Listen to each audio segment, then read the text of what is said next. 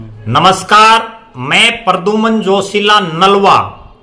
Ticket एक ऐसा शब्द है जिसको सुनते ही नेताओं के या जो राजनीतिक कार्यकर्ता हैं उनकी बाँछें खिल जाती हैं, वो खुश हो जाते हैं। टिकट मिलना, किसी भी राजनीतिक दल की टिकट प्राप्त करना अपने आप में जितने राजनीतिक लोग हैं उनका एक सपना होता है। बहुत लोगों का ये सपना जल्दी पूरा हो जाता है और बहुत से ऐसे लोग हैं जिनकी पीढ़ियां बीत जाती हैं लेकिन उनको ये टिकट नसीब नहीं हो पाती। टिकट चाहे लोकसभा की हो, टिकट चाहे राज्यसभा की हो, टिकट चाहे विधानसभा की हो या किसी भी अन्य राजनीतिक पद के लिए हो, जब वो किसी नेता को मिल जाती है तो वो खुशी के मारे खिलखिला उठता है, नाचना कूदना शुरू कर देता है और मानो उसको सब कुछ मिल गया एक टिकट मिलने के बाद। लेकिन कई बार ऐसा होता है टिकट नहीं मिले तो आपके लिए सोने पर सुहागा हो जाता है। कई मौके ऐसे होते हैं जब आपकी टिकट आपकी पार्टी काट देती है, आपकी जगह किसी और नेता को टिकट दे देती है तो वो आपके लिए फायदेमंद हो जाता है। ये जो मैं बातें कह रहा हूं ये हो सकता है कुछ लोगों को यकीन ना हो, लेकिन जब मैं उदाहरण दूंगा तो आपको ये समझ में आ जाएगा कि कई बार टिकट सब कुछ नहीं होती। टिकट कटने के बाद और ज्यादा पदोन्नति हो जाती है, और ज्यादा चौधर आ जाती है। और उसका उदाहरण 2019 के विधानसभा चुनाव से लेकर के मैं आपको बताने जा रहा हूं। 2019 के विधानसभा चुनाव में हरियाणा प्रदेश के कई बड़े बड़े धुरंधरों की उन्हीं की पार्टियों ने टिकट काट दी। कुछ निर्दलीय चुनावी मैदान में आ गए, कुछ किसी दूसरी पार्टी के चुनाव चिन्ह पर चुनाव लड़े और समीकरण ऐसे बने कि वो जीत गए और जिनको उनकी टिकट काट करके जिनको टिकट दिया गया वो बुरी तरह से हार गए। उनमें से कई वर्तमान में मंत्री भी हैं, कई विधायक हैं, कई चेयरमैन हैं, कई बड़े बड़े पदों पर बैठे हैं और जिन्होंने उनकी टिकट कटाई वो आज बेचारे खाली बैठे हैं। विपक्ष में जो है खाली सिर्फ लोगों के दुख सुख में काम आने के या अपने घर बैठ गए अधिकतर लोग। अब मैं सिलसिलेवार बात करता हूं। सबसे बड़ा नाम जिसकी टिकट पिछले विधानसभा चुनाव में कटी वो चौधरी रणजीत सिंह चौटाला, चौधरी देवीलाल के बेटे, हरियाणा के 2 पूर्व मुख्यमंत्रियों की कैबिनेट में मंत्री रहे, राज्यसभा के सांसद रहे, रानिया से कई बार क्लोज फाइट में चुनाव हारे, लेकिन उनकी टिकट काट दी कांग्रेस पार्टी ने और एक राजनीति में बिल्कुल नौसिखिया युवा को उनके मुकाबले टिकट दे दी, जिनकी जमानत तो छोड़िए बड़ी बुरी हार हुई। और रणजीत सिंह चौटाला को टिकट कटने का फायदा ये हुआ उन्होंने निर्दलीय चुनाव लड़ा, भारी बहुमत से चुनाव जीते और मनोहर सरकार में बड़े भारी भरकम मंत्रालय के मंत्री वो बने। दूसरा नाम देवेंद्र सिंह बबली। देवेंद्र सिंह बबली कांग्रेस पार्टी की टिकट मांग रहे थे, डॉक्टर अशोक तंवर के बड़े नजदीकी थे, उनकी टिकट कांग्रेस पार्टी ने काट दी और एन मौके पर उन्होंने पलटी मारी और वो जेजेपी में चले गए।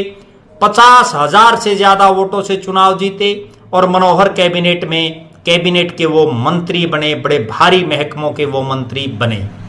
इसके बाद तीसरा जो नाम आता है वो नाम है चौधरी सोमवीर सांगवान का, जो दादरी से बीजेपी की टिकट मांग रहे थे।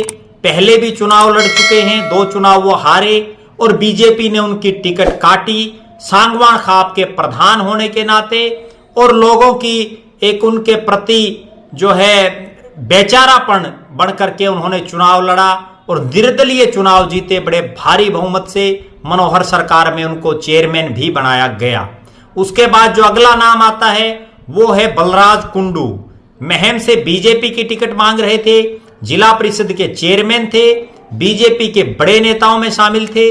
पार्टी ने टिकट काटी और वो निर्दलीय चुनावी मैदान में उतरे और बीजेपी वाला कैंडिडेट चुनाव बुरी तरह से हार गया। बलराज सिंह कुंडू विधायक बने और आज उन्होंने अपनी पार्टी भी बना ली है। उसके बाद अगला जो नाम आता है वो जोगीराम सिहाग। बरवाड़ा से भारतीय जनता पार्टी की टिकट मांग रहे थे, उससे पहले 2 बार निर्दलीय चुनाव लड़ चुके थे, हार चुके थे और राजनीतिक रूप से हाशिए पर जाते दिख रहे थे। बीजेपी ने उनकी टिकट काटी और उन्होंने टिकट कटते ही जेजेपी ज्वाइन की। जेजेपी ज्वाइन करते ही जेजेपी की टिकट पर चुनाव लड़ा और विधायक बने। मनोहर सरकार में उनको भी चेयरमैन बनाया गया। उसके बाद अगला जो नाम आता है वो है रणधीर गोलन। 3 बार बीजेपी की टिकट पर चुनाव लड़ा, बुरी तरह से हारे पुंडरी से। बीजेपी ने टिकट काटा। उनके मुकाबले जो घरौंडा से जो टिकट मांग रहे थे चौधरी वेदपाल एडवोकेट, उनको बीजेपी ने टिकट दिया। रणधीर गोलन निर्दलीय चुनाव मैदान में उतरे और उन्होंने सभी प्रत्याशियों को हरा करके, बुरी तरह से हरा करके चुनाव जीता। सरकार में वो भी चेयरमैन बने। उसके बाद जो अगला नाम आता है वो है धर्मपाल गोंदर, नीलोखेड़ी के निर्दलीय विधायक। बीजेपी से टिकट मांग रहे थे, पार्टी ने टिकट काटी। टिकट काटने के बाद धर्मपाल गोंदर ने निर्दलीय चुनाव लड़ा और वो भी जीते। ये कुछ एक नाम हैं, इसके अलावा और भी बहुत से नाम हैं, चाहे वो राकेश दौलताबाद का हम जिक्र कर लें। उसके अलावा अलग अलग जो इलाके हैं उनमें बहुत से ऐसे नेता हैं जिनकी एंड टाइम पर ये लगा कि इनको टिकट नहीं मिलेगी, चाहे वो रामनिवास सुरजाखेड़ा हो या मास्टर ईश्वर सिंह हो, जिनको लग गया था कि अब आपकी बारी नहीं आ सकती। उन्होंने भी पलटी मारी और आज वो सब लोग सत्ता का सुख भोग रहे हैं, आज वो सब लोग सत्ता में हैं। लिहाजा ये कहा जा सकता है कि राजनीति में कभी भी कुछ भी हो सकता है, कोई भी समीकरण बन सकता है। बड़े बड़े धन्ना सेठ एक गरीब आदमी से चुनाव हार सकते हैं। बड़े बड़े बाहुबलियों को, बड़े बड़े जो है जिनका अपना एक सिक्का चलता हो, उन लोगों को एक साधारण परिवार का आदमी चुनाव हरा देता है। और यहाँ तो जो मैं आपको उदाहरणों समेत बात बताई है कि कई बार टिकट कटना भी आदमी के लिए एक बहुत बढ़िया रहता है, उस नेता के लिए सोने पर सुहागा हो जाता है। जैसा 2019 में हुआ, 2024 में भी ऐसा बहुत से नेताओं के साथ होगा जिनकी टिकटें कटेंगी या उनकी पार्टी उनकी टिकट जानबूझ करके काटेगी और उसके बाद वो राजनीति में चमकेंगे, निर्दलीय लड़ेंगे या पाला बदलेंगे, फिर विधायक बनेंगे, कई उनमें मंत्री भी बनेंगे, कुछ चेयरमैन भी बनेंगे और जिनको टिकटें मिलेंगी हो सकता है वो घर बैठ जाएं। इस पर हमारी नजर बनी रहेगी। आप लगातार हमारे साथ बने रहें। हमारे फेसबुक पेज को लाइक और फॉलो करें, यूट्यूब पर चैनल को सब्सक्राइब करें, बेल आइकन घंटी का बटन अवश्य दबाएं।